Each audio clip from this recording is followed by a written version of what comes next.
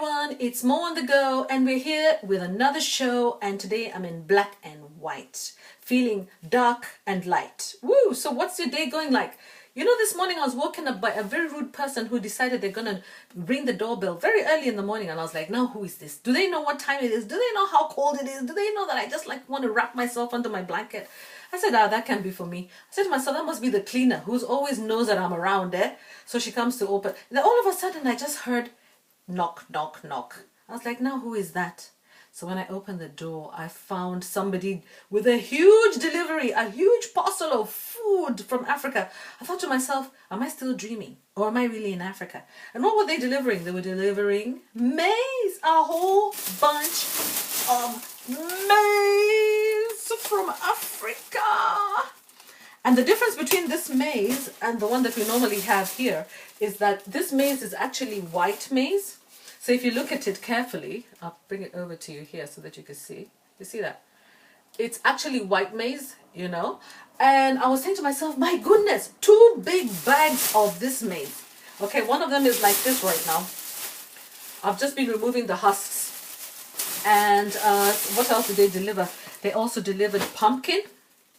You see this pumpkin?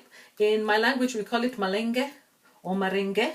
And then they also delivered peanuts with their shell. For those of you who have never seen unshelled peanuts, those are peanuts. And what else did they deliver? They delivered this produce of Uganda. A huge big bag of sweet potatoes. I said to myself, wow, somebody here, I won the jackpot. And then I realized actually it's a friend of mine who I live with here who decided that she's missing home food. So I said to myself, what am I going to do with all this maize? How am I going to deal with it? Because what usually happens with this kind of maize is that if it stays just one day from the garden, it starts to lose its sweetness. And then she called me and she says, you know, Maureen, what you do, could you please do me a favor? Just peel the husks slightly and then put it in the freezer. I was like, Ati, in the freezer? I take maize and I put it in the freezer. Are you serious? But apparently that's one way of ensuring that you don't lose the sugar, you don't lose the taste. It's just the same thing with bread. That is how you basically store it and to keep it fresh, etc. So now I'm teaching you tips on how to keep your maize fresh, how to keep your food fresh. And the other thing that you can also freeze apparently are these peanuts. These peanuts are going into the freezer as they are, as we speak. So have you ever imagined, you guys in Africa, that you can actually put peanuts in the freezer? Yeah, to keep them fresh. Did you know that you can actually keep maize in the freezer? Corn in the freezer to keep it fresh? I'm learning so much. I know that you can keep bread in the freezer to keep it fresh. But generally, why did I decide to come up over here and show you? It's because, you know what, as I'm peeling it, you know, as I remove the, you know, outer layer and keep that one in. The reason I decided to do this with you is because I wanted to talk about the importance of trying to maintain our bodies and the strength of our bodies with the food that we were taught to eat by our grandparents, by our parents back in Africa. And not to forget that this is really important for our health and general well-being.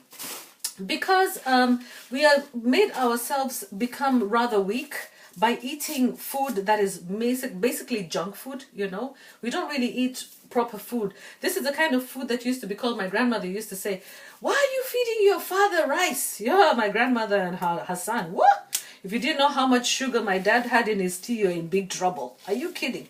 If you didn't know what he liked to eat, you're also in big trouble. You can imagine mothers and their sons, eh? So basically, what it is that if you used to say, you know, why are you feeding your father rice? Rice is not supposed to be, rice is something that was considered to be, in my tradition anyway, a snack, not a real meal. Rice was considered to be more of a snack and not a real meal because Africans believe in eating something heavy, something substantial to hold your stomach. So for example, in my tradition, which is the Kikuyu tradition, our staple meal is potatoes or yam or sweet potatoes, and usually mashed with beans and this maize. Usually what happens is that, we call it govadora. Basically, we remove the maize, the little pieces of maize, and put it in, and then you boil it, and you boil it together with beans, and then you take potatoes and salt, and literally just boil them together and mash them up. And so what happens is, when a child comes from school or when an adult is coming in, they just go into that big pot like that, scoop it up, and there you go with your bunch of whatever, you go eating it to school, or you go and sit down and have it with a sauce, with a vegetable sauce mainly. Actually, the Kikuyu people and the African people generally were very vegetarian. We used to eat meat, not very often, not as often as we eat meat nowadays. So meat was something that was celebratory. Usually people would go out and do a hunt, and then everybody would eat meat that week. Everybody would just eat meat at that time. And then after that, we're back to mainly our vegetarian dishes. So some of the things that we need to think about are, how are we looking after ourselves when we're living abroad? Some of us, when you're living in, they call it obodoibo. You see, when you're living ngabo, in the ngambo, if you're living roraya, in Kikuyu we call it roraya, kama uko ngambo, what do you eat? What is it that we eat? Are we eating pumpkin? We know that pumpkin seed is really good for your digestion. It's also, it's very, very good for digestion.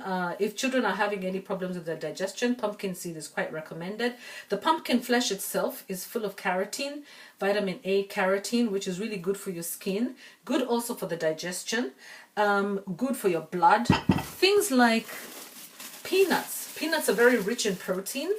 Yeah, they're very rich in protein, and they're also good fiber, very, very rich in fiber. And fiber is very important because it helps to push the food out of the system, helps you to get rid of, toxins and things in your system.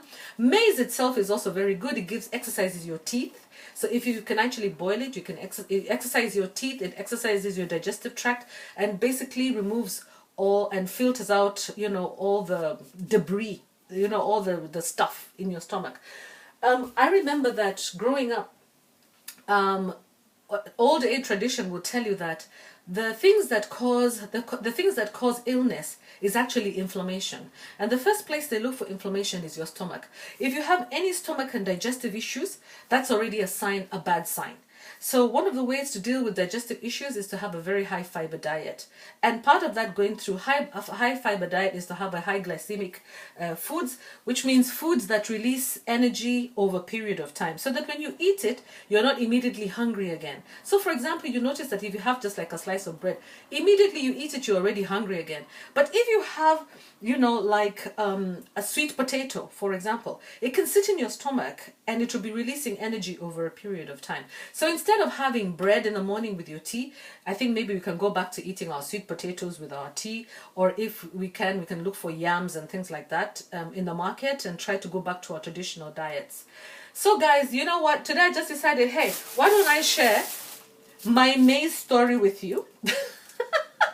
My story of being woken up early in the morning and reminded that, guess what? My health is my wealth.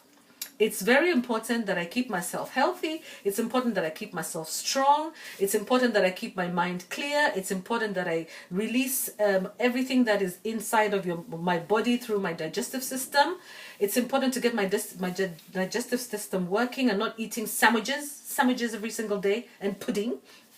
And it's time to actually start thinking about eating healthy. So remember to eat healthy, because health is your wealth, and we have already been taught how to get our wealth in Africa. So let's not abandon our foods. Let's continue to eat our traditional foods. So love you guys. I hope you enjoyed that session. Subscribe, like, and share. Bye-bye.